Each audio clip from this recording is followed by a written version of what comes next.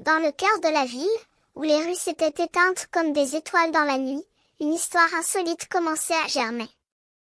Les lettres, ces âmes servantes de la langue, allaient se lancer dans une danse macabre, révélant ainsi les secrets de la créativité.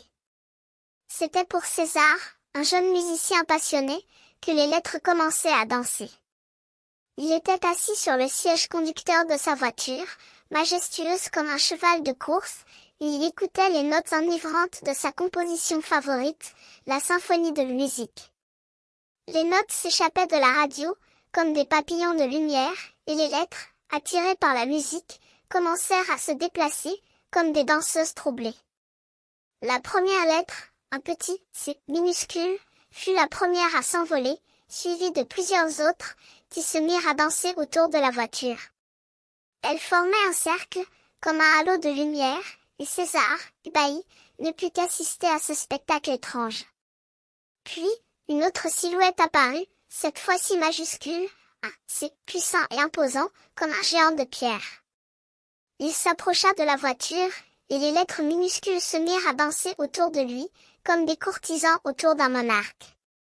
César, suspendu entre l'émerveillement et la terreur, comprit que les lettres voulaient lui dire quelque chose. Mais avant qu'il ne puisse comprendre, une nouvelle silhouette apparut, ce « voir » qui signifiait « voir » et « regarder ». Il s'arrêta juste derrière le « C » majuscule, comme un spectateur qui observe une scène. Les lettres minuscules se mirent à danser autour de lui, comme des danseuses qui s'amusent, et César comprit que les lettres voulaient lui montrer quelque chose. Enfin, un autre personnage apparut, un petit « C » minuscule qui ressemblait à un chat agenouillé. Il s'approcha de la voiture, et les lettres se mirent à danser autour de lui, comme des amis qui se réunissent. César comprit alors que les lettres voulaient lui dire qu'il devait créer, comme un chat qui s'amusait à attraper des mouches. Au fil de cette nuit étrange, les lettres continuèrent à danser, révélant ainsi les secrets de la créativité. César, transformé par cette expérience, comprit que la musique était liée à la vie, et qu'il devait créer pour exprimer ses émotions et ses sensations.